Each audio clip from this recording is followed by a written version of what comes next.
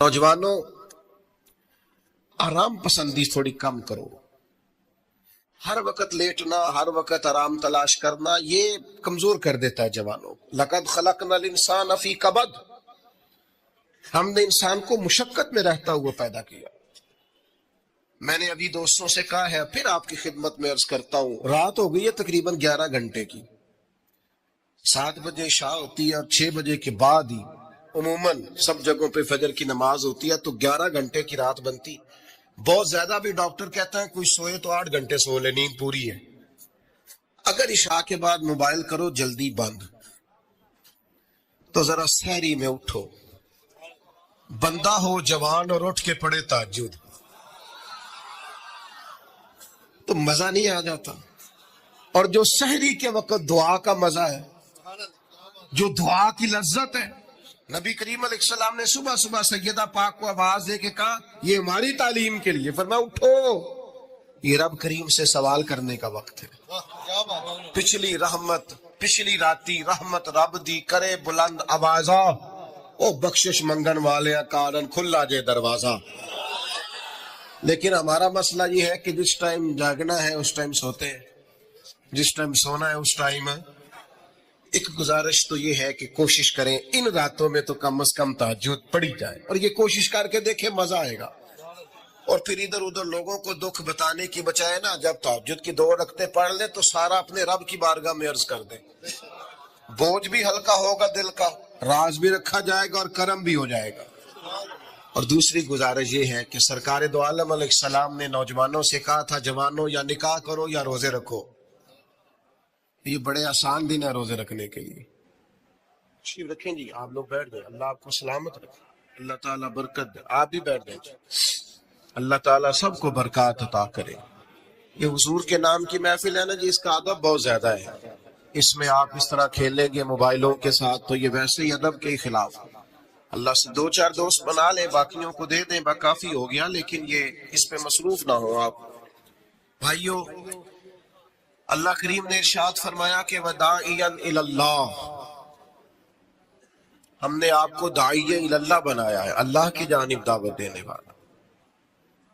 نبی اکرم صلی اللہ تعالی علیہ وسلم نے جو عقائد اور نظریات ہمیں عطا کیے، عقیدہ توحید و رسالت کی صورت میں، وہ عقائد اتنے جاندار اور اتنے مضبوط ہیں کہ وہ بندہ مومن کو طاقتور کر دیتے ہیں. آپ دیکھیے، عرب کے لوگ مختلف قسم کی اوہام پرستیوں کا شکار تھے. ان کا یہ خیال تھا کہ جب حج کر کے وہ آئے ہیں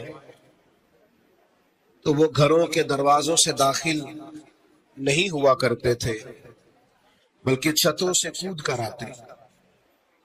اور قرآن مجید فرماتا ہے کہ اس کو نیکی جانتے. پھر وہ بیت اللہ شریف کا طواف کرتے تو معاذ اللہ کپڑے اتار کے کرتے.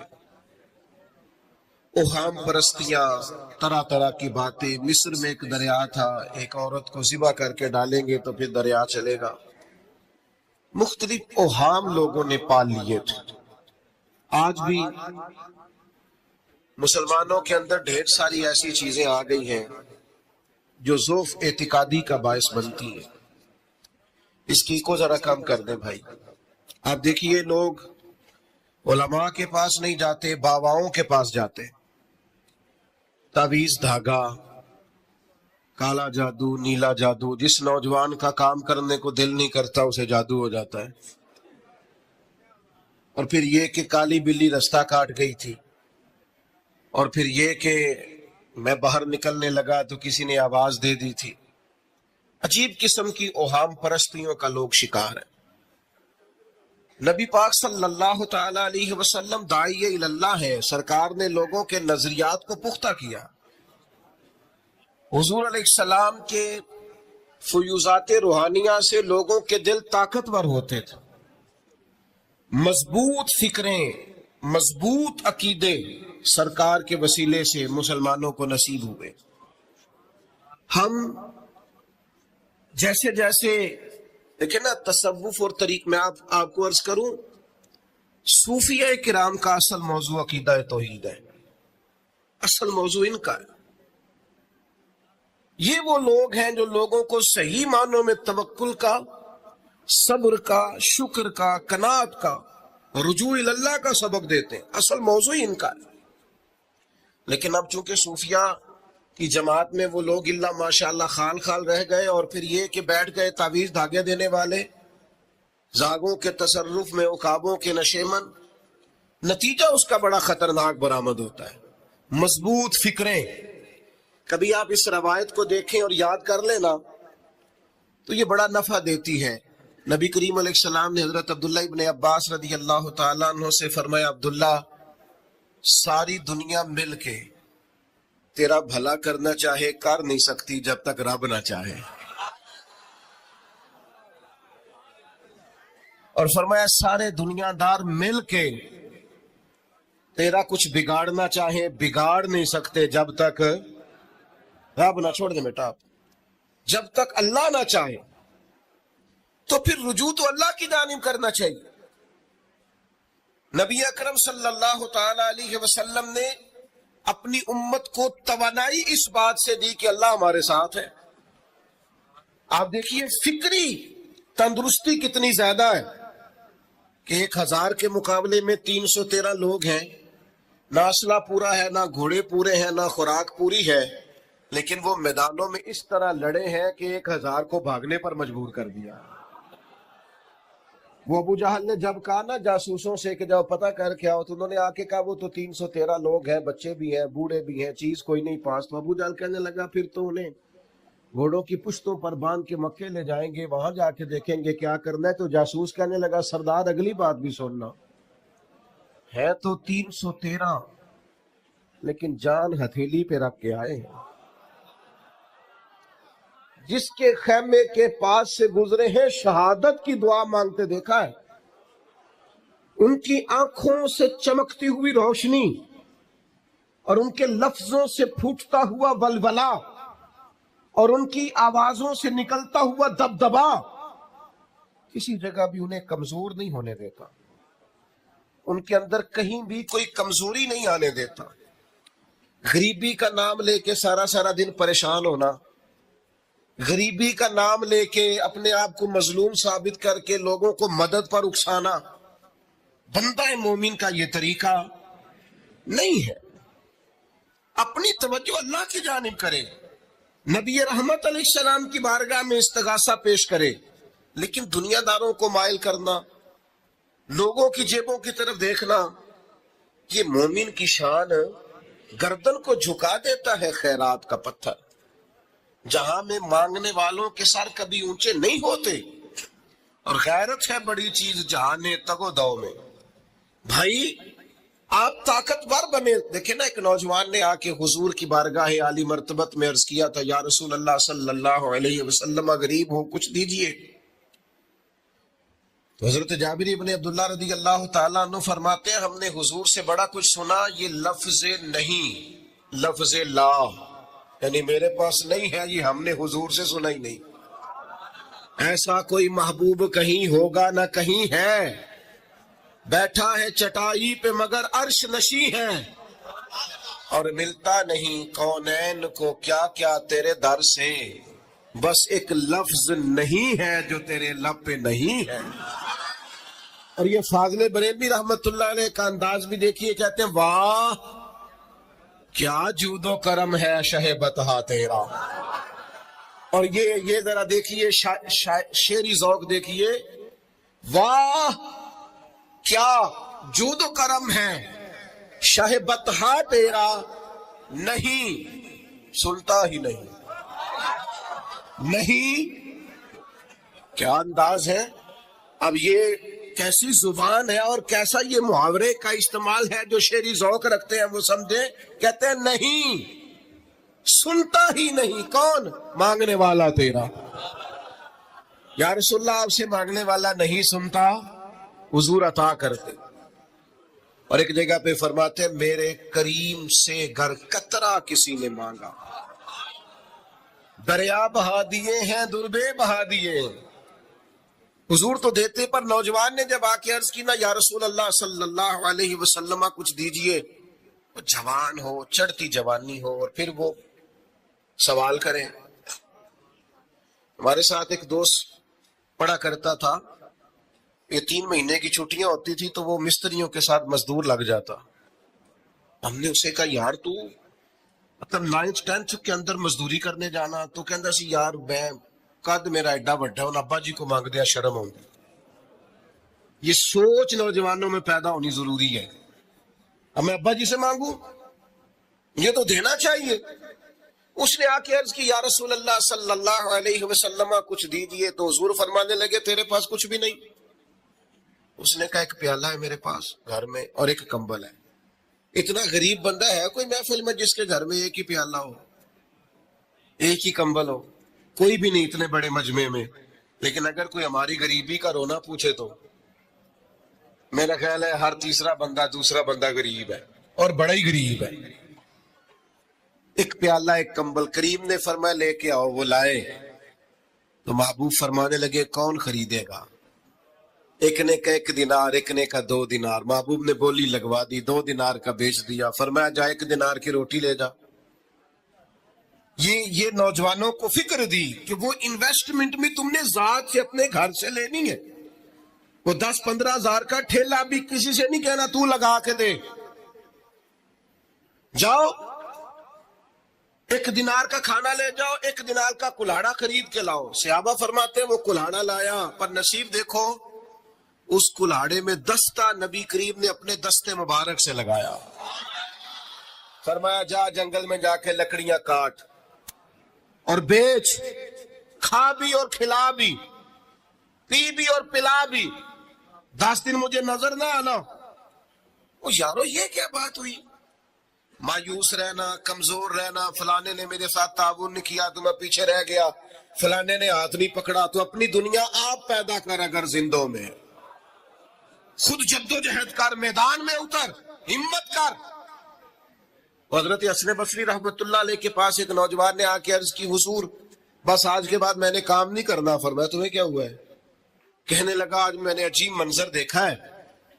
میں نے دیکھا ہے کہ ایک شیر نے شکار کیا ہے بکرے کا، آدھا کھایا ہے، آدھا منہ میں پکڑ کے پہاڑی پہ چڑھ گیا. وہاں ایک نابینا لومڑی بیٹھی تھی، باقی کا اس نے اسے کھلایا ہے. تو حضور میں یہ سمجھ گیا ہوں کہ جو رب اس نابینا لومڑی کے لیے بندوبست کرتا ہے میرے لیے بھی کرے گا، لہذا میں نے کام نہیں کرنا. حضرت حسن بصری بڑا مسکرائے، فرمانے لگے کہانی میں کردار تو نے 2 دیکھے، ایک شیر ایک لومڑی. فرمانے لگے کیا بات ہے تیری، تو نے لومڑی بننے کا پروگرام بنایا، شیر بننے کا کیوں نہیں بنایا؟ تو شیر بننا، شکار کر، خود بھی کھا دوسروں کو بھی کھلا. یہ کیا بات ہوئی؟ امت کے جوان فائلیں لیے دفتروں کے چکر لگاتے اور اپنی بغل میں کاغذات لیے امبیسیوں کے پھیرے کاٹتے اور ایجنٹوں سے سوال کرتے کہ مجھے ملک سے باہر جانا ہے، کیا طریقہ ہے؟ یہاں رہ کے بھی محنت ہو سکتی ہے. اپنی مٹی پہ چلنے کا سلیقہ سیکھو. سنگ مرمر پہ چلو گے تو پھسل جاؤ گے. دوستو سنو، میرے کریم نے فرمایا جا لکڑیاں. ایک پیشہ برا ہے میرے بھائیوں، ایک پیشہ، وہ ہے کسی کے آگے ہاتھ پھیلانا. باقی دنیا میں کوئی پیشہ برا جو ٹھیلا لگاتا ہے اور مالٹے بیچتا ہے اور سیب بیچتا ہے، بڑا عزت والا آدمی. یہ شارٹ کٹ چھوڑ دو، دوسروں پہ بھروسہ کرنا چھوڑ دو. وہ شاعر ایک بیٹھا تھا نا، شاعر مجھ سے ناراض نہ ہو جائیں تو کئی دفعہ وہ شعر و شاعری میں بھی ان کی حالت بڑی خستہ ہو جاتی ہے. جن دنوں لوگ پتلے کپڑے پہنتے ہیں، بعض شاعروں نے ان دنوں میں بھی موٹی چادر لی ہوئی ہوتی ہے. تو ایک جگہ بیچارہ بیٹھا تھا کونے میں، اللہ ماشاءاللہ سب کی بات نہیں، تو حالت ایسی خستہ تھی. ایک بندہ 5 روپے پھینک گیا، تو تھا خوددار، بڑی تکلیف کو اٹھا اپنے پیسے. تو اس نے کہا آپ کی حالت بتا رہی ہے، آپ کو ضرورت ہے. اس نے کہا ضرورت پڑی تو اللہ رسول سے مانگوں گا، تیرے سے کیوں مانگوں گا؟ شعر بڑا قیمتی کہا. اس نے کہا یہ آرزوئے کرم اور میں آپ سے کروں، یہ آرزوئے کرم اور میں آپ سے کروں. یہ بھیک اس کو دیجئے جس کا خدا نہ ہو. میں تو وارث ہے میرے اللہ رسول، میں کو لوارث ہوں کہ تیرے سے مانگتا پھروں.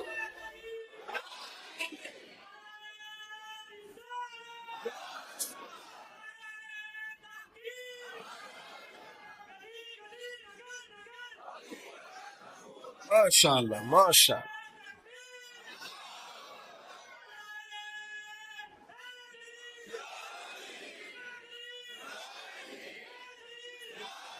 بس ہم سمجھے ہماری قیمت وصول ہو گئی. اگر خودداری پر نوجوان نعرے لگانے لگ گئے تو پھر تو بات بن گئی. لگتا ہے محنت کا ارادہ بن گیا ہے. انشاءاللہ تعالی کشکول ٹوٹنے کا ٹائم آ گیا ہے. کرم کی برکھا برسے گی. یہی ملت کا جوان قیادت کرے گا. اور یاد رکھنا ہمیشہ قیادتیں غریبوں کے بچوں نے کی ہے، جنہوں نے آدھی قیمت پہ کتابیں لے کے پڑھی ہیں، بڑی ڈگریاں انہوں نے حاصل کی ہیں. یہ کمزور نہ پڑھو. نبی پاک داعیہ اللہ ہے، حضور نے جگایا ہے. 15 دن نظر نہ آنا، مزدوری کر. وہ نوجوان 15 دنوں کے بعد آیا. اب تیرا حال کیا ہے؟ اس نے کہا حضور پہلے ایک پیالہ تھا نا، اب سارے گھر کے برتن بن گئے. پہلے ایک بستر تھا، اب سارے گھر کے بستر ہیں. اور نوجوانوں، ہم نے سہارا بننا ہے. ماں سے کہنا ہے اب تو نے آنسو نہیں بہانے، تیرا پتر بڑا ہو گیا. بہن سے کہنا ہے اب تو کبھی پریشان نہیں ہوگی، تیرا بھائی بڑا ہو گیا ہے. بوڑھے باپ کے پاس بیٹھ کے کہنا ابا جی بس اب آنسو پوچھ دو، آج کے بعد پریشان نہیں ہونا، پتر جوان ہے. اپنی بیوی سے بچوں سے کہنا کہ کسی خواہشات پوری کرنے کے لیے تمہیں دیر تک انتظار نہیں کرنا پڑے گا، ہم میدان میں ہیں. بس اپنی مٹی پہ چلنے کا سلیقہ سیکھو. سنگ مرمر پہ چلو گے تو پھسل جاؤ گے. نبی پاک نے محنت کو سپورٹ کیا ہے، مشقت کو سپورٹ کیا. حضور علیہ السلام نے فرمایا سب سے بہترین کمائی وہ ہے جو تو اپنے 2 ہاتھوں سے محنت کر کے کھاتا ہے. فرمایا اللہ کے نبی حضرت داؤد علیہ السلام محنت کر کے کمایا کرتے. سنگیوں کام کرنا. اور دوسری بات، بھروسہ اللہ رسول پہ. بھروسہ، ادھر دیکھو میری طرف. دنیا داروں سے امیدیں لگا لیتے ہو بہت زیادہ، تو وہ دنیا دار بندے بیچارے کمزور ہوتے ہیں. جی یہ الیکشن کے دن تھے، گزشتہ سے پیوستہ الیکشن جو گزرا ہے، تو میرا ایک پیار والا دوست بھی ایک کیمپ بننے کے امیدوار کا بڑا ووٹر سپورٹر تھا. یہاں اس نے اس کا بیج فوٹو والا لگایا ہوا تھا. میں رات کو دیر سے جلسے سے لوٹ رہا تھا تو وہ کھڑا تھا باہر، اور اندر امیدوار صاحب تقریر کر رہے تھے. میں نے کہا ادھر آ. وہ آ گیا. میں نے کہا تو بڑا ووٹر سپورٹر ہے، جا تقریر سن جا کے. تیرا لیڈر تقریر کر رہا ہے، تو باہر گھوم رہا ہے. کہندا ہے پیر صاحب جھوٹ پہ ماردا جو سارے جھوٹ بول رہا ہے، کرنا کرانا کچھ نہیں. تو میں کہ یار جی ایڈے پکے ووٹر سپورٹر نو بھی پتا ہے کہ جھوٹ پہ ماردا ہے، تو ہم تو ویسے ہی سپورٹر نہیں ہیں. ہم نے تو کی محبت تو سیاست کا چلن چھوڑ دیا. ہم اگر عشق نہ کرتے تو حکومت کرتے. او بھائی، جب پکے ووٹر سپورٹروں کو امیدیں نہیں ہیں تو آپ کن سے امیدیں لگائے بیٹھے ہیں؟ آپ جدوجہد کریں اور امیدیں اللہ رسول سے. نبی پاک علیہ السلام نے فرمایا جو رب پہ بھروسہ کرے گا اللہ کی رحمت اس کی کفایت کرے گی. وَإِن يَتَوَكَّلْ عَلَى اللَّهِ فَهُوَ حَسْبُهُ، وہ اللہ پہ بھروسہ کرے گا اللہ اس کے لیے کافی ہو جائے گا. ادھر دیکھو یار موبائلوں والے دوستوں، بات سنو. گھبراہٹ نہیں، ٹینشن نہیں، انزائٹی نہیں، ڈپریشن نہیں. مومن اور ڈپریشن، مومن اور انزائٹی، مومن اور ٹینشن. او جی مجھے پتا نہیں مجھے کیا ہو رہا ہے، جی مجھے خوف آتا ہے. آپ کو خوف آتا ہے مومن ہو کے؟ آپ کو یہ کرونا کے دن تھے تو مجھے لے گئے ایک سرکاری ہاسپٹل میں. آپ کچھ یہاں بات کریں، لوگوں کو حوصلہ دیں. تو ایک ڈاکٹر صاحب مجھ سے کہنے لگے جی مجھے نہ تنگ جگہ بڑی گھٹن ہوتی ہے، تو موت سے بڑا ڈر آتا ہے، قبر تو بڑی تنگ ہوتی ہے. میں نے کہا ڈاکٹر صاحب کچھ بھی نہیں. کہنے لگے سانس ہی نہیں آتا، چاروں جانب سے بند ہے. تو میں نے کہا بچہ بھی تو ماں کے پیٹ میں سانس لیتا ہے نا. آپ نے تو سبحان اللہ کہا. وہ ڈاکٹر تھے، انہوں نے نہیں کہا. وہ کہنے لگی جو تے اماں لیندی صاحب. ہنستے نہیں جی، باتیں ہنسنے کو نہیں سنا رہا، میں فکری باتیں کر رہا ہوں. کہا وہ تو اماں آکسیجن لیتی ہے تو بچے کو جاتی ہے. تو میں نے کہا چلے ڈاکٹر صاحب وہ جو انڈے سے بچہ نکلتا ہے اس کے تو چاروں جانوں کوئی صورت نہیں ہوتی سانس کی. تو مجھے کہنے لگے آپ کہنا کیا چاہتے ہیں؟ میں نے کہا میں یہ کہنا چاہتا ہوں قبر کی 2 حالتیں ہیں. قبر دوزخ کے گڑھوں میں سے گڑھا بھی ہے اور جنت کے باغوں میں سے باغ بھی ہے.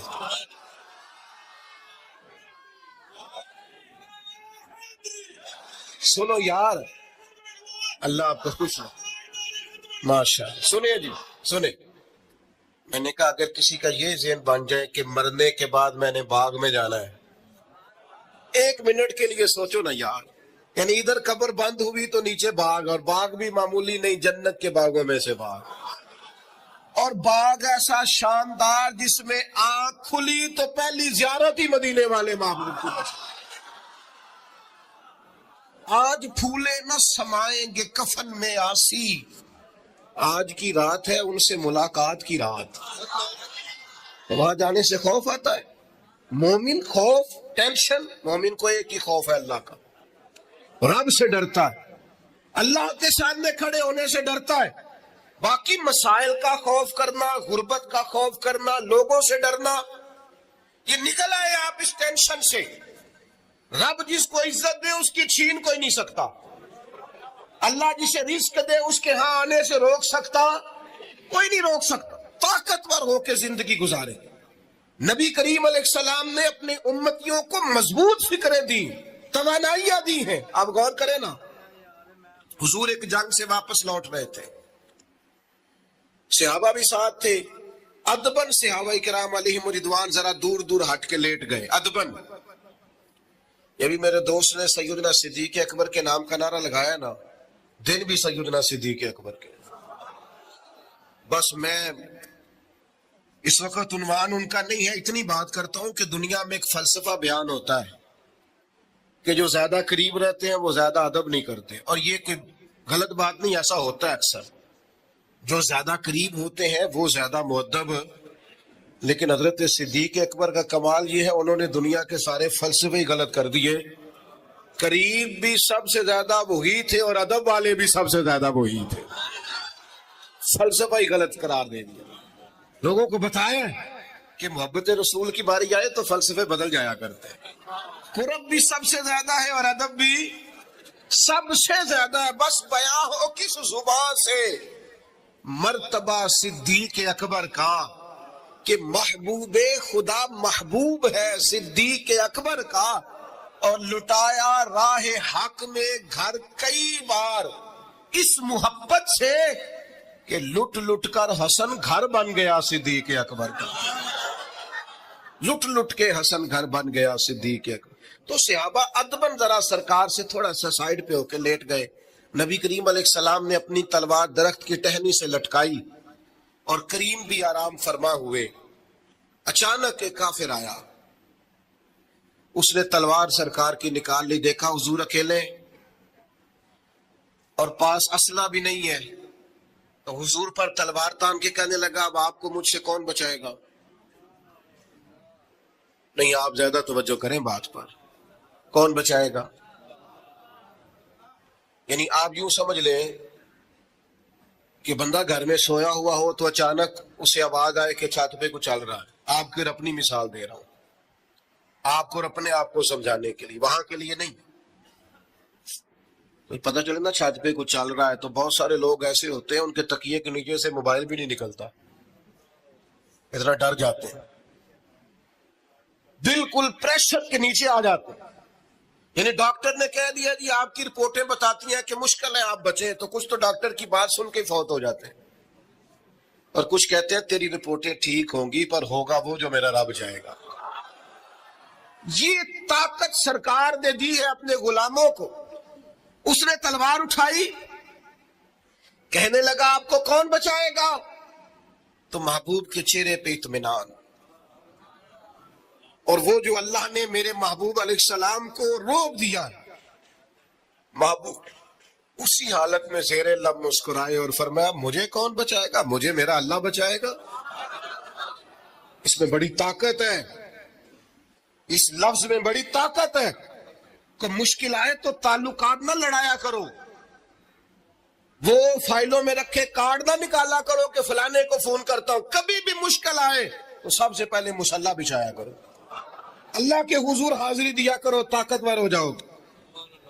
نبی کریم علیہ السلام نے فرمایا مجھے میرا اللہ بچائے گا، بس یہ لفظ کہے وہ کانپا، تلوار گری، کریم مسکرائے، تلوار اٹھائی، فرمایا لو بھی مجھے تو اللہ نے بچا لیا، تو بتا تجھے کون بچائے گا؟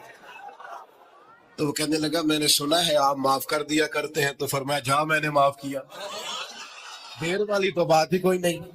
اللہ بچائے، کتنی بڑی بھی مشکل آ جائے، کچھ بھی ہو جائے، مجھے میرا اللہ بچائے گا۔ میرے عزیزوں، طاقتور زندگی گزارنی ہے۔ میں نے زیادہ باتیں نہیں کرنی، تھوڑی تقریر کرنے والا آدمی ہوں، سمیٹنے کی طرف آ رہا ہوں۔ اپنی زندگی میں اپنے افکار و نظریات میں کبھی بھی کسی قسم کی بھی کمزوری پیدا نہ کریں۔ نبی اکرم صلی اللہ تعالی علیہ وسلم نے اپنے غلاموں کو تازہ دم رکھا ہے، ان کو فکری توانائیاں عطا کی ہیں، بس ہم نہ آہستہ آہستہ اتنے کمزور ہو گئے کہ ہم ضعف اعتقادی کی طرف چلے گئے۔ اس کی جو سب سے بڑی وجہ ہے وہ یہ ہے کہ سوچ بڑی محدود ہے، اپنے گھر تک، اپنے محلے تک، اپنے کمائی تک، اپنے مکان تک محدود ہو کے رہ گئے۔ اس محدود سوچ سے باہر آئے۔ نبی کریم علیہ السلام نے فرمایا میں خلق کا رسول بن کے آیا ہوں، مخلوق کا رسول ہوں میں۔ یعنی نبی اکرم علیہ السلام کی امت دعوت میں تو سارے انسان شامل ہیں نا۔ محبوب نے کہا میں خلق کا رسول ہوں۔ جب بھی سرکار نے بات کی عالمی سطح کی بات کی، جب بھی۔ یہ اسلام جو ہے یہ حدود و قیود میں بند نہیں۔ اقبال کہتے ہیں بازو تیرا توحید کی قوت سے قوی ہے۔ تو جناب ہمارے وطن کا نام کیا ہے؟ اسلام تیرا دیس ہے، اسلام تیرا، اقبال کہتے ہیں بازو تیرا توحید کی قوت سے قوی ہے، اسلام تیرا دیس ہے تو مصطفی ہے۔ اسلام تیرا دیس۔ آپ کی سوچ بڑی ہونی چاہیے، وسیع سوچ۔ آپ کو پتہ ہے تجارت کو سرکار نے پسند کیا ہے، کیوں؟ تجارت سے زیادہ مواقع، جب آپ کارخانہ لگاتے ہیں نا تو بہت سارے لوگوں کا روزگار اس سے وابستہ ہوتا ہے، اس سے وسعت پیدا ہوتی ہے سوسائٹی میں، معاشرے میں۔ آپ مت سمجھیں میں تاجروں کی سپورٹ نہیں کرتا، لیکن میں آپ کو یہ بات تجربے کی روشنی میں اور اپنی سمجھ بوجھ کے مطابق عرض کر رہا ہوں کہ جب تاجر مارکیٹ کے اندر انڈسٹری لگاتا ہے تو وہ صرف تاجر کوئی نفع نہیں ہوتا، اس سے بہت سارے لوگ جڑتے ہیں اور بے روزگاری کا خاتمہ ہوتا ہے، اس کے نتائج قوم کے حق میں اچھے نکلتے۔ تو عالمی سوچ، قومی سوچ پیدا کریں، محدود سوچیں۔ وہ بڑا دیکھیں نا، یہ ایک حدیث میری طرف توجہ ہے آپ کی، یہ دیکھیں یہ ایک حدیث کتنا عالمی کرتی ہے بندے کو۔ نبی پاک علیہ السلام نے فرمایا مومن وہ ہے جو اپنے لیے پسند کرے وہی اپنے بھائی کے لیے بھی پسند کرے۔ یہ ایک روایت اگر اس پر، اور یہ آتی بھی سب کو ہے، اگر سب کا اس پر عمل ہونے لگ جائے تو مجھے بتائیے کوئی چیز ملاوٹ والی بکے گی مارکیٹ میں؟ کوئی دھوکہ دے گا؟ کوئی ایسا کام جو غلط ہو؟ بیٹھ جائیں بیٹا، تشریف رکھیں سارے، اللہ کو وہ ایک اٹھیں گے تو پھر تو سارے اٹھ جائیں گے۔ مہربانی کریں، بس میری بات مکمل ہوگی، پیغام میں نے جو دینا تھا دے لیا، سمیٹ رہا ہوں بات کو۔ یاد رکھیے گا کہ عالمی سوچے، قومی۔ آپ جب اپنے بھائیوں کے لیے بھی وہی پسند کریں گے جو خود پسند کر رہے ہیں تو سوسائٹی میں کتنا نکھار آئے۔ سرکار جب بھی بات کرتے تھے بڑی بات کرتے، داعیہ اللہ ہے نا، تو جب بھی بات کی عالمی۔ ایک سفر سے حضور واپس تشریف لائے، کئی دنوں کے بعد حضور تشریف لائے تو سفر کا اثر تھا، تھکاوٹ تھی وجود اطہر پر، بظاہر لباس مبارک پر بھی اثرات تھے سفر کے۔ سیدہ طیبہ طاہرہ حضرت سیدہ زہرا رضی اللہ تعالیٰ عنہ، آپ نے جب دیکھا نا سرکار کی کیفیت کو تو آنکھوں میں آنسو آ گئے، تو عرض کرنے لگیں، رو کے عرض کرنے لگیں یا رسول اللہ آپ دین کے لیے کتنی مشقت برداشت کرتے ہیں، کتنی آپ تکلیف اٹھاتے ہیں، آنسو بہائے۔ اب مجھے بتائیے ہمارا کوئی بچی بچہ ایسی بات کرے تو ہم کہتے ہیں تجھے تو ایک دکھ کا پتہ ہے، میرے تو بہت زیادہ ہے، تو کتاب کھول دیتے ہیں۔ جب کہا یا رسول اللہ آپ کتنی تکلیف اٹھاتے ہیں، تو پتہ ہے نبی کریم نے کیا فرمایا؟ حضور فرمانے لگے فاطمہ آپ کے والد کو اللہ نے بڑے مقاصد کے لیے دنیا میں مبعوث فرمایا، بڑے مقاصد کے لیے دنیا میں مبعوث فرمایا ہے۔ فرمایا نہ کوئی گھر کچا بچے گا، نہ پکا بچے گا، نہ کوئی جھونپڑی بچے گی جہاں اللہ تعالی ہمارے دین کے پیغام کو پہنچا نہیں دے گا۔ تو جب بڑے مقاصد کے لیے نکلنا ہے تو پھر یہ صحبتیں تو چلیں گی، یہ آزمائشیں تو چلیں گی۔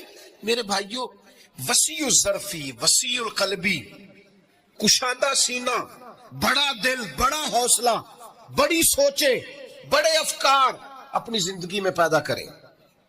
نوجوانوں، آرام پسندی تھوڑی کم کرو۔ ہر وقت لیٹنا، ہر وقت آرام تلاش کرنا، یہ کمزور کر دیتا ہے جوانوں۔ لقد خلقنا الانسان فی کبد، ہم نے انسان کو مشقت میں رہتا ہوا پیدا کیا۔ میں نے ابھی دوستوں سے کہا ہے، پھر آپ کی خدمت میں عرض کرتا ہوں، رات ہو گئی ہے تقریباً 11 گھنٹے کی، 7 بجے عشاء ہوتی ہے اور 6 بجے کے بعد ہی عموماً سب جگہوں پہ فجر کی نماز ہوتی ہے، تو 11 گھنٹے کی رات بنتی۔ بہت زیادہ بھی ڈاکٹر کہتا ہے کوئی سوئے تو 8 گھنٹے سو لے، نیند پوری ہے۔ اگر عشاء کے بعد موبائل کرو جلدی بند، تو ذرا سحری میں اٹھو، بندہ ہو جوان اور اٹھ کے پڑھے تہجد، تو مزہ نہیں آ جاتا؟ اور جو سحری کے وقت دعا کا مزہ ہے، جو دعا کی لذت ہے، نبی کریم علیہ السلام نے صبح صبح سیدہ پاک کو آواز دے کے کہا یہ ہماری تعلیم کے لیے، فرمایا اٹھو، یہ رب کریم سے سوال کرنے کا وقت ہے۔ پچھلی رحمت، پچھلی راتی رحمت رب دی کرے بلند آوازہ، او بخشش منگن والے کارن کھلا جے دروازہ۔ لیکن ہمارا مسئلہ یہ ہے کہ جس ٹائم جاگنا ہے اس ٹائم سوتے ہیں، جس ٹائم سونا ہے اس ٹائم۔ ایک گزارش تو یہ ہے کہ کوشش کریں ان راتوں میں تو کم از کم تہجد پڑھی جائے، اور یہ کوشش کر کے دیکھیں مزہ آئے گا۔ اور پھر ادھر ادھر لوگوں کو دکھ بتانے کی بجائے نا، جب تہجد کی 2 رکعتیں پڑھ لے تو سارا اپنے رب کی بارگاہ میں عرض کر دے، بوجھ بھی ہلکا ہوگا دل کا، راز بھی رکھا جائے گا اور کرم بھی ہو جائے گا۔ اور دوسری گزارش یہ ہے کہ سرکار دو عالم علیہ السلام نے نوجوانوں سے کہا تھا جوانوں یا نکاح کرو یا روزے رکھو۔ یہ بڑے آسان دن ہے روزے رکھنے کے لیے، کم از کم پیر کا تو ضرور رکھے نا، ٹھنڈا وقت ہے، کچھ نہ کچھ وقت یہ آپ کو جو عبادت ہے یہ مضبوط کرے گی، دنیا داروں سے بے نیاز کرے گی۔ سب سے طاقتور وہ مومن ہوتا ہے جسے رب کو منانا آتا ہے۔ دعا ہتھیار ہے مومن کا، مسلح کے ساتھ وابستگی پیدا کرے، یہ باقی سارے چکروں سے باہر آ جائیں۔ مجھے ایک نوجوان نے کہا کہ یہ لوگ مشہور کیسے ہوتے ہیں؟ میں نے کہا ایک تو شہرت وہ ہے جو لوگ کشید کرتے ہیں، یہ لیے پھرتے ہیں بیچارے آج کل بہت سارے لوگ، جیسے بھی مشہور ہونا پڑے ہونا ہی ہونا ہے، یہ خطرناک ہے۔ ایک شہرت وہ ہے جو خدا اپنے فضل سے دیتا ہے، اللہ اپنے کون سی سیجعل لہم الرحمن ودا، فرمایا جو ایمان لانے کے بعد اچھے عمل کرے گا رحمان لوگوں کے دلوں میں محبت پیدا فرما دے۔ یہ خدائی ہے، محبت خدائی۔ تو یہ کشید نہ کرے، اللہ جو عطا کرے اس پر توجہ کریں۔ ایک تو میں نے آپ کی خدمت میں یہ بات عرض کی ہے کہ ہم نے کوشش کرنی ہے محنت کرنے کی، کسی دنیا دار کے ہاتھوں کی طرف دیکھنا، محنت کریں گے انشاءاللہ، کوشش کریں گے۔ اور دوسرا بھروسہ کرنا ہے رب رسول پہ، اور تیسرا ذہن رکھنا ہے ذرا وسیع قسم کا، محدود سوچیں پیدا نہیں کرنی۔ سب سے پہلے تو یہ سمجھ لیں کہ ان محافل کا مقصود کیا ہوتا ہے اور اس سے ہم عکس کیا کرنا چاہتے ہیں۔ ان محافل کے 2 قسم کے مقصد ہوتے ہیں۔ ایک مقصد تو یہ ہوتا ہے کہ ان عظیم المرتبت شخصیات کی بارگاہ میں خراج عقیدت پیش کیا جائے، اپنی محبتوں کا نذرانہ پیش کیا جائے، جنہوں نے خدمت دین متین میں اور نبی پاک علیہ الصلوۃ والسلام کی غلامی میں اور کتاب و سنت کی ترویج و اشاعت میں اتنا بڑا کردار ادا کیا۔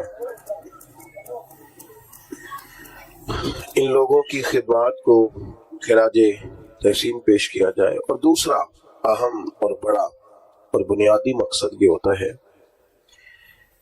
کہ الجھے خیالات، بکھری سوچیں वसवसों और इन वसवसों अंदोजियों और इंतशार का ये माहौल, इसमें इन पाकबाज लोगों की मुकद्दस सीरत मुबारका को सुनकर, समझकर, सीख कर अपने रोजमर्रा के मामलात तरतीब देने की कोशिश की जाए, ताकि जो फिक्री इंतशार उम्मत के अंदर पैदा करने की कोशिश की जा रही है, उम्मत मुस्लिमा इन नफूस कुदसिया के साथ जुड़ के अपने आप को दामन मुस्तफ़ा करीम सल्लल्लाहु अलैहि वसल्लम के साथ कामिल तौर पर वाबस्ता कर सके।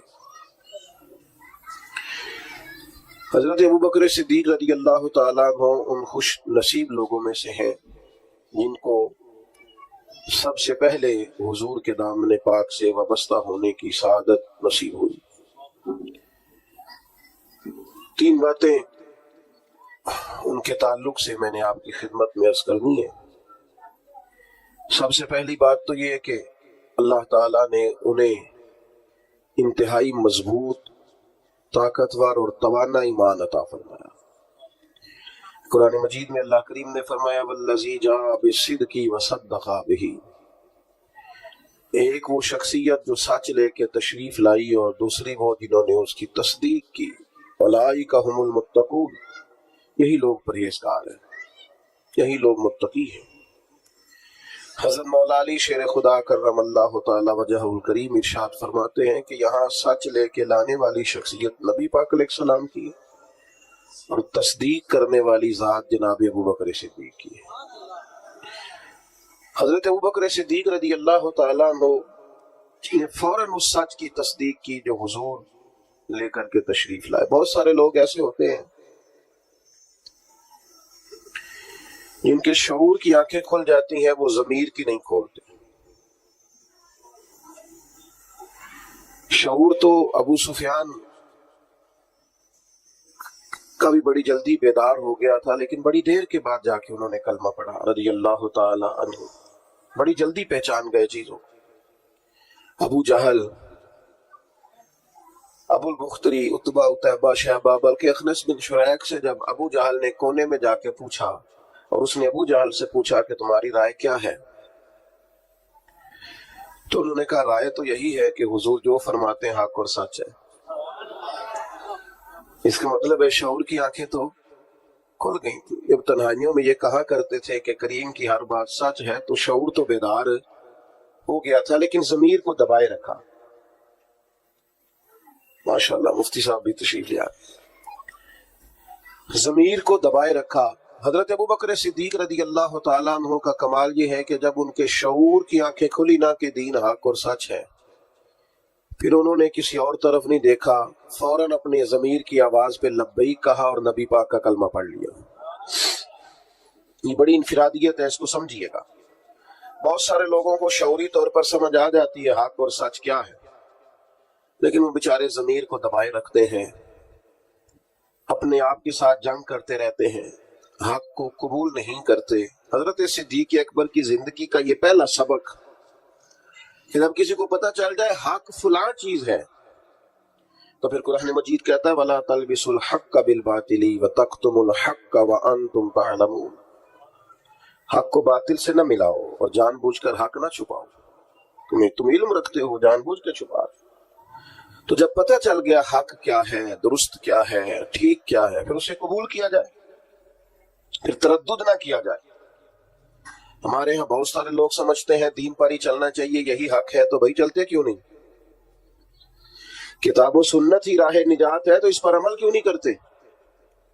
नबी पाक अलैहिस्सलाम को उसवा नूर और सीरत मुकद्दसा ही सिर्फ और सिर्फ निजात की गारंटी है, तो फिर देर किस बात की? जब शऊर बेदार हो गया है, जब तुम्हें समझ आ गई है, फिर अपने ज़मीर को जगाओ और फौरन दीन को कबूल करो। मैं बड़ी माजरत से अर्ज करूंगा, ढेर सारे लोग हैं जो गिरोह परस्त है, हक परस्त नहीं। अपनी जमातों के बुत पालते हैं, तंजीमों के बुत पालते हैं, वो अपने कबीले का बुत पालते हैं, अपने इलाके का बुत पालते हैं, लिसानी और इलाकाई बुनियादों पर तकसीम रहते हैं, हक परस्त नहीं होते, गिरोह परस्त होते। मेरे ग्रुप ने जो कह दिया है वो अगरचे गलत भी है, लेकिन क्योंकि मेरे ग्रुप ने कहा है, لہذا ہر حال میں اسے سپورٹ کرنا ہے. یہ جرت انسان میں ہونی چاہیے کہ وہ حق کو حق کہے، وہ صحیح کو صحیح کہے. یہ جرت جناب صدیق اکبر نے پیدا کی، اور بڑے دلیر آدمی تھے حضرت صدیق اکبر، جنہیں پوری طرح سارے معاشرے سے لڑنے کا حوصلہ تھا، گھر میں بھی گھر کے باہر بھی.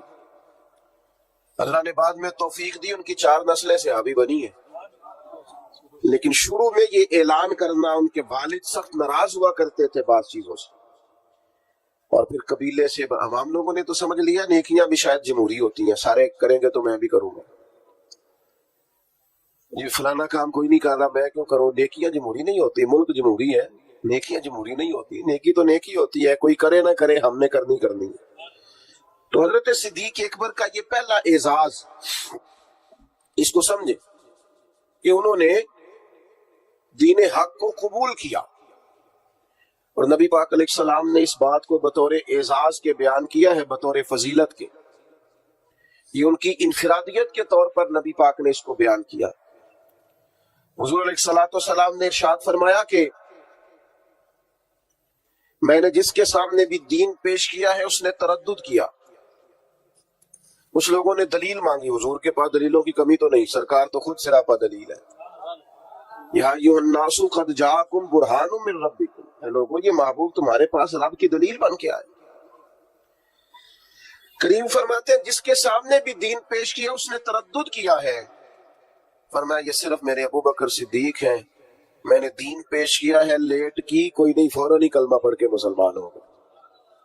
حق کو فوراً قبول کرنا، اور فوراً حق کی تصدیق کرنا، اور فوراً حق کے سامنے سر کو جھکانا، یہ پہلا سبق ہے جناب صدیق اکبر کی زندگی کا.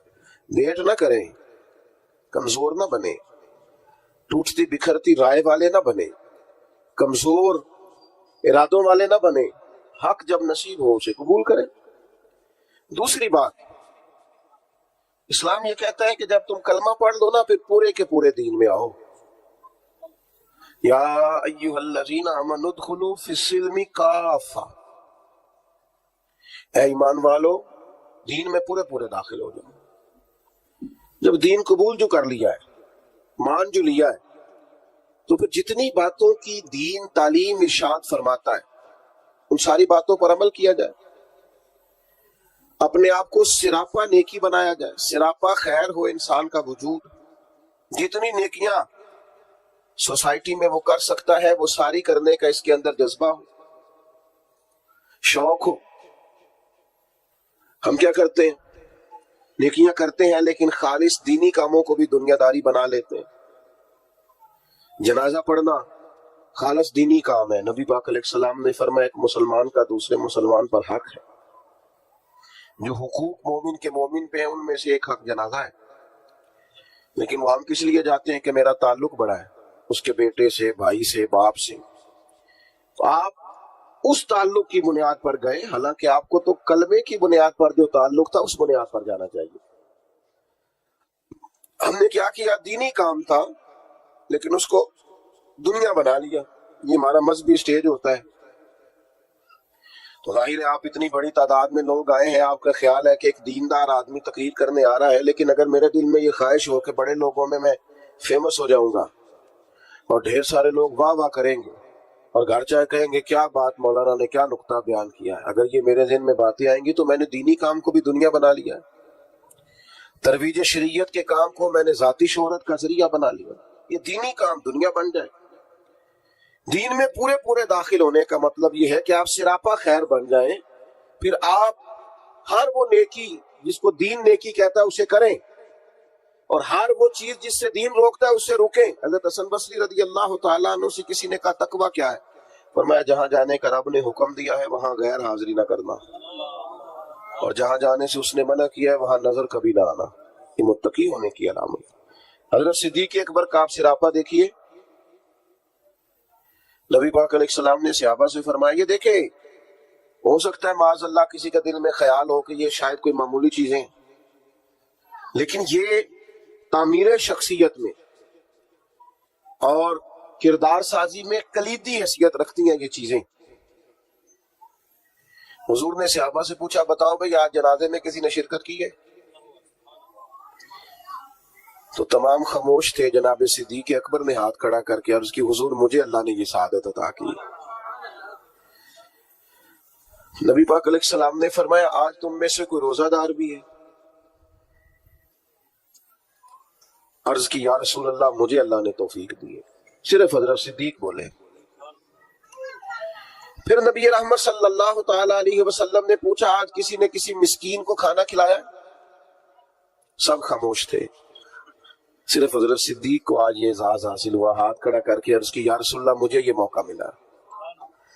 یعنی جس سوال پر سرکار استفسار کرتے اسی سوال کے جواب میں جناب صدیق ایک بار ہاتھ کھڑا کر کے کہتے یا رسول اللہ مجھے یہ موقع ملا. آپ بات کو سمجھیں. جب دین قبول کر لیا پھر سراپا نیکی بن جائے. پھر جو بھی خیر کا کام حضور علیہ السلام نے فرمایا کسی نیکی کو بھی معمولی نہ سمجھو, کسی نیکی کو بھی معمولی نہ جانو, یہاں تک کہ کچھ نہ ہو سکے تو اپنے بھائی سے مسکرا کے بات ہی کر لو.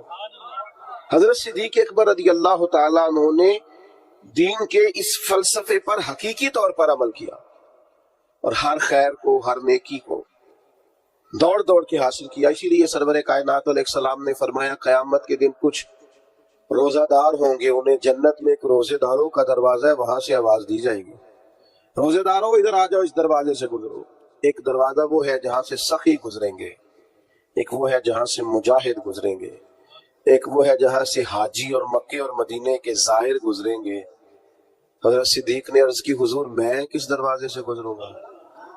فرمایا ابو بکر سارے دروازے منتظر ہوں گے کہ کبھی ابو بکر یہاں سے گزر جائے نا, کبھی یہاں سے گزر جائے نا, کبھی یہاں سے گزر جائے نا. کیوں؟ اس لیے کہ ہر نیکی کو پہنچ کے حاصل کیا, ہر خیر کو پہنچ. ہم تو ویسے بھی اللہ خیر کرے کو دو ایک نیکیاں کر لیں وہ گنی ہوئی ہوتی ہیں, ہم نے وہ ساری ہمارے پاس طے ہوتی ہے, سارا پتہ ہوتا. کتنے پیسے پچھلے سال مسجد دیے تھے پورا یاد ہے, اور بھائی جو سارا سال آپ نے اپنی ذات پر لگائے ہیں وہ بھی تو یاد ہونے چاہیے. نیکیوں کو لوگ گن گن کے شمار کر کے رکھتے ہیں جو بھولنے کی چیز تھی, اور معاذ اللہ جن کمزوریوں کو غفلتوں کو یاد کرنا تو انہیں بھول جاتے ہیں. تو حضرت صدیق اکبر سراپا نیکی بن گئے. سراپا کلمہ پڑھا تو ان کا وجود سراپا ایمان تھا, سراپا خیر تھا. کوئی بھی ایسا کام نہ کریں اس سے محسوس ہو کہ ہم وقت ضائع کرتے ہیں, ہمیں خیر سے وابستگی نہیں ہے. جو نیکی ملے فاستبقوا الخیرات, نیکیوں میں آگے بڑھ جاؤ.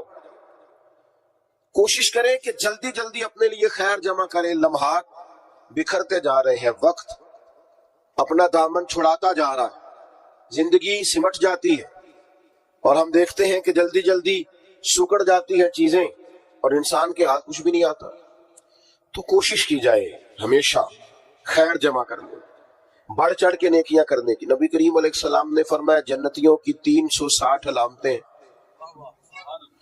کسی میں ایک بھی پایا جائے تو جنتی ہے. آپ کی توجہ ہے میری بات پر؟ کتنی علامتیں؟ کسی میں اللہ کا ایک دعا مانگنے لگا وہ آمین کہنا. اللہ کرے آپ موبائل کام دیکھیں اور میری بات زیادہ سنیں, آمین تو کہتے ہیں, دعا میں تو شامل ہو جاؤ یار, دعا مانگیے. ان 360 یہ ساری وہی نیکیاں ہیں جو پھیلی ہوئی ہیں. خیر کرنا, پیار کرنا, عبادت کرنا, مخلوق کی خدمت میں مشغول رہنا. فرمایا جنتیوں کی 360 علامات ہیں, ایک بھی پائی جائے تو بندہ جنتی ہے. حضرت صدیق اکبر کا لہجہ ہمیشہ دھیما رہا ہے, بڑے وزادار تھے. فوراً عرض کی یا رسول اللہ میرے اندر بھی کو پائی جاتی ہے. وہ جو 360 نورانی علامات ہیں جنتیوں کی تو کریم میرے اندر بھی کو پائی جاتی. نبی کریم نے فرمایا آپ کے اندر تو 360 ساری کی ساری پائی جاتی ہیں, ساری. انہوں نے سراپا خیر کیا, سراپا. ہم بھی بڑے مصروف لوگ ہیں. کوئی پوچھے جناب کی کیا پوزیشن ہے, کہتے بڑا مصروف ہو. تو اگر پوچھا جائے کتنی دیر مصروف ہے تو کہتے ہیں 6 گھنٹے تو موبائل پہ مصروف ہونا. یہ جو راتیں ہیں نا لمبی راتیں سردیوں کی, یہ تہجد پڑھنے کے دن تھے, اور یہ چھوٹے دن تھے سردیوں کے, یہ روزے رکھنے کے دن تھے. لیکن اس کے لیے جو عشاء کے بعد سو جائے, یعنی اگر 7 بجے عشاء پڑھی اور 6:15 فجر پڑھی تو اتنی لمبی رات بنتی ہے 10-11 گھنٹے کی، اور ڈاکٹر کہتے ہیں بڑا بھی زیادہ سوئیں تو 8 گھنٹے کافی ہے، تو 3 گھنٹے تو رات پھر بچ جاتی ہے۔ یہ وقت تھا سحری میں اٹھنے کا، لیکن اس کے لیے جو عشاء کے بعد موبائل کی جان چھوڑے تاکہ سحری میں اٹھ سکوں، جب سوئے گا نہیں تو اٹھے گا کیسے؟ ہم اگر مزاج رکھتے ہو نا خیر کا، تو اللہ تعالیٰ وقت میں بھی برکت پیدا کر دیتا ہے۔ کہ جو ہمارے بزرگ اتنی بڑی ضخیم کتابیں لکھ گئے، کتنی جلدیں ہیں ان کے وقت میں برکت تھی، وقت کو مینج کرتے تھے۔ لیکن خوش گپیاں ہماری سیریں، ہمارا آنا جانا، ہمارا موبائل کو وقت دینا، اس نے ہمیں بڑا الجھا دیا۔ حضرت عمر فاروق رضی اللہ تعالیٰ عنہ بیان فرماتے ہیں، کہتے ہیں ایک نابینا بیوہ اور بے اولاد خاتون تھی مدینہ منورہ میں، تو میں اس کے گھر کا کام کاج کر دیا کرتا تھا۔ وہ ایک دن میں گیا تو میرے سے پہلے ہی کوئی بوڑھی اماں کے گھر کا کام کر گیا۔ آپ غور کیجئے گا، یہ مختلف انداز میں روایت مختلف جگہوں پہ ہے۔ صاحب کنز المال نے اس طرح لکھی ہے جس طرح میں بیان کر رہا ہوں۔ کوئی مجھ سے پہلے سارے کام کر گیا۔ بھلا کام کیا تھے؟ گھر میں جھاڑو دینا تھا، برتن مانجنے تھے، پانی بھر کے لانا تھا۔ کوئی مجھ سے پہلے کر گیا، اگلے دن گیا تو پھر کوئی مجھ سے پہلے کر گیا، تیسرے دن گیا تو پھر۔ اب میں نے کہا ڈھونڈوں تو صحیح بندہ کون؟ فرماتے ہیں کہ میں چھپ کے بیٹھ گیا کہ میں دیکھوں تو صحیح کون ہے جو مجھ سے پہلے آتا ہے۔ تو کہتے ہیں سحری کا وقت تھا، امیر المومنین، خلیفۃ المسلمین، جانشین مصطفیٰ کریم صلی اللہ تعالی علیہ وسلم، حضرت صدیق اکبر کا دروازہ کھلا۔ بیاں ہو کس زبان سے مرتبہ صدیق اکبر کا، کہ محبوب خدا محبوب ہے صدیق اکبر کا۔ حضرت ابوبکر صدیق رضی اللہ تعالیٰ عنہ کا دروازہ کھلا، امیر المومنین ہے، عالمی سطح کے کام کرتے، ایک بہت بڑی اسٹیٹ کے سربراہ ہیں، ایک اتنی بڑی اسلامی سلطنت کو لیڈ کرتے ہیں، لیکن اتنے بڑے ہونے کے باوجود یہ ذوق بھی برقرار ہے کہ کسی کے گھر میں جھاڑو دے سکتے ہیں تو دے دیا جائے۔ کسی شخص کے گھر میں اگر برتن کسی بوڑھی کے مانجنے پڑے تو کر دیا جائے۔ فرماتے وہ میں نے دیکھا تو حضرت صدیق اکبر تھے، سراپا خیر تھا ان کا وجود، سراپا خدمت تھا۔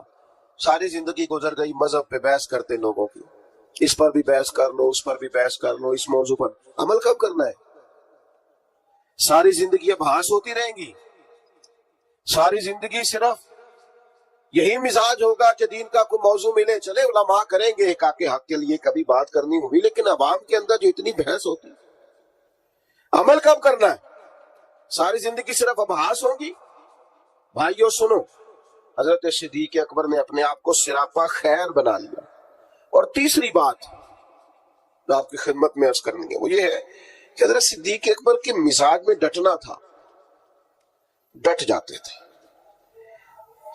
اس دور کا سب سے بڑا المیہ یہ ہے کہ ہمارے ہاں استقامت نہیں ہے۔ کچھ دیر کے لیے لوگ کوئی کام کرتے ہیں پھر چھوڑ دیتے ہیں۔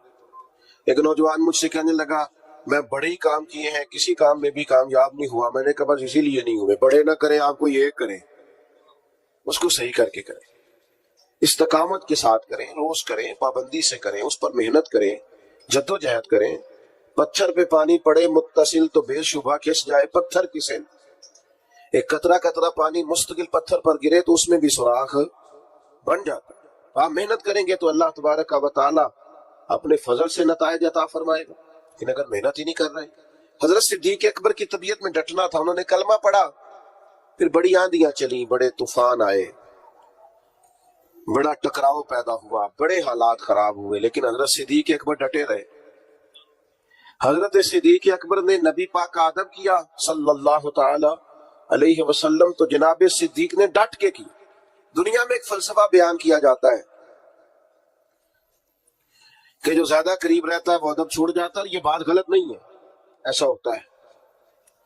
جن لوگوں جو زیادہ قریب رہتے ہیں، جو زیادہ جن کو قربت ملتی ہے، کوئی چیز جن کو آسانی سے میسر آ جاتی ہے، وہ اس کی قدر نہیں کرتے۔ ہوتا ہے کہ زیادہ قریب میں رہنے والے لوگ اکثر قدر کر چھوڑ دیتے، لیکن حضرت صدیق اکبر کا کمال ہے، انہوں نے دنیا کا یہ فلسفہ ہی غلط کر دیا۔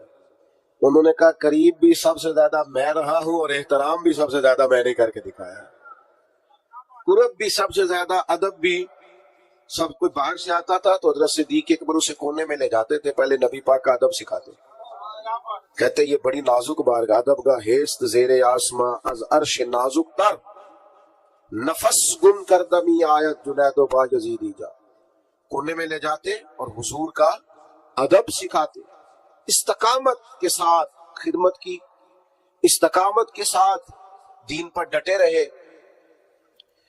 اور جب نبی پاک صلی اللہ تعالی علیہ وسلم کا وصال ظاہری ہوا تو امت پر بڑا کٹھن وقت تھا، کچھ قبائل نے انکار کر دیا معاذ اللہ زکوٰۃ دینے سے، ارتداد کی طرف بڑھنے لگے۔ ایک لشکر سرکار نے روانہ کیا تھا، بعض لوگوں کی رائے ہوئی کہ اس لشکر کو ابھی نہ بھیجا جائے۔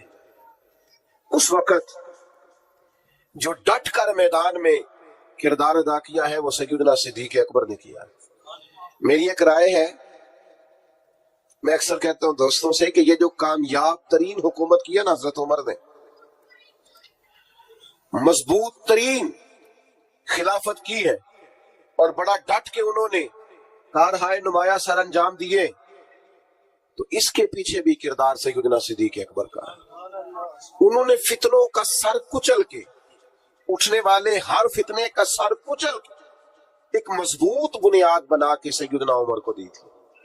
اس کا نتیجہ یہ نکلا کہ حضرت عمر کے لیے کام کرنا آسان ہو گیا، مشکلات ان کے لیے نہیں رہی۔ اور بھائی جان آپ کو اللہ لمبی زندگی، برکت، عزت، صحت والی دے، بیٹھ گئے آپ، کتنے آپ پیارے لوگ ہیں۔ اب تو تقریر ختم ہونے لگی، بس میں اللہ تعالیٰ آپ کو سلامت رکھے، میری کچھ طبیعت بھی ٹھیک نہیں ہے اور سفر بھی لمبا کیا ہے، بات بھی میری مکمل ہو گئی اب ماشاءاللہ، لیکن ہمارے بھائی نے بھی بڑا زور لگایا، تو باقی ہمارے جو نعت شریف پڑھنے والے تھے انہوں نے بھی آپ سے عرض کی کہ آپ بیٹھ جائیں، لیکن میں محسوس کرتا ہوں آپ میں کافی استقامت ہے، آپ نے بھی جو کہہ لیا ڈٹ گئے۔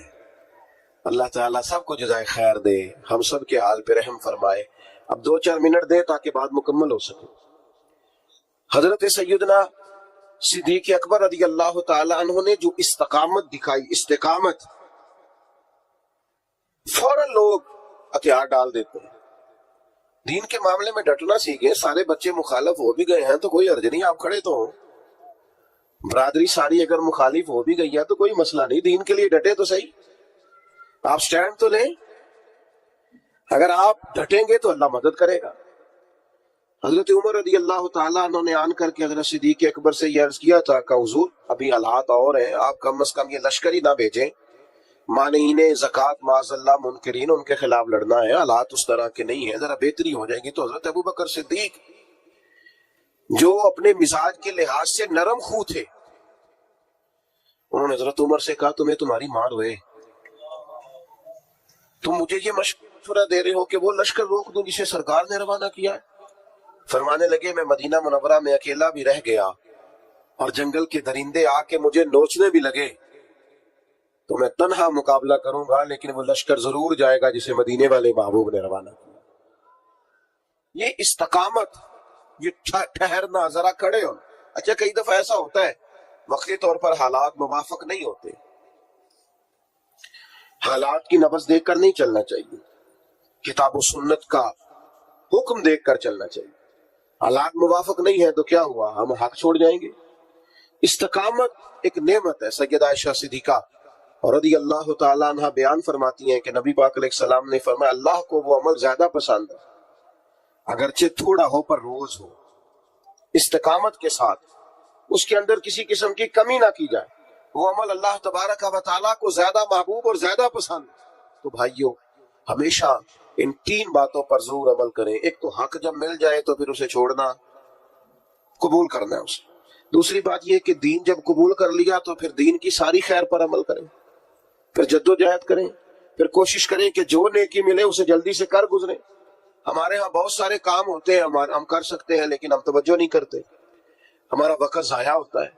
نبی پاک علیہ السلام نے فرمایا صبح جب دن چڑھتا ہے تو دن اعلان کرتا ہے آج آیا ہوں، آج کے بعد نہیں آؤں گا، جو عمل کرنا ہے کر لو، تو خیر کر لے جتنی ہو سکتی۔ اور تیسری بات اور اہم اور بنیادی اور کلیدی بات یہ کہ دین کے مسئلے میں استقامت دکھائیں، کھڑے ہو، ڈٹ جائیں. آپ حق پر کھڑے ہوں گے تو اللہ مدد فرمائے گا. ذرا سی بات ہوتی ہے نا شادی کے موقع پر کہ میں بھائی یہ بینڈ باجا، یہ عورتوں کی مووی، یہ تماشا میں نہیں کرنے دوں گا. اتنی سی جرات بھی لوگ نہیں کرتے، اپنے گھر میں نہیں کر سکتے. وہ جو سب کو دین نافذ کرنے کی بات کر رہے ہوتے ہیں وہ اپنے گھر کے اندر اتنا نفاذ نہیں کرا سکتے. ویسے کوئی دوست ملنے آئے تو ڈرائنگ روم میں آئے گا. مووی والے کو اجازت ہے، وہ سب بیویوں کے بیچ گھوم رہا ہے. معاذ اللہ، ہمیں خیال ہی نہیں آ رہا کہ یہ اتنا بڑا ہم بربادی والا کام کر رہے ہیں. پہلے تو کچھ شادیوں پہ جانے کا موقع ملتا تھا تو مردوں عورتوں کے بیچ ایک پردہ لگا دیا جاتا تھا. اب تو چند شادیوں کے بارے میں خبر ملی تو پردہ بھی اٹھ گیا. اب سب اکٹھے بیٹھتے. اکبر الہ آبادی نے کہا تھا بے پردہ کل نظر آئی جو چند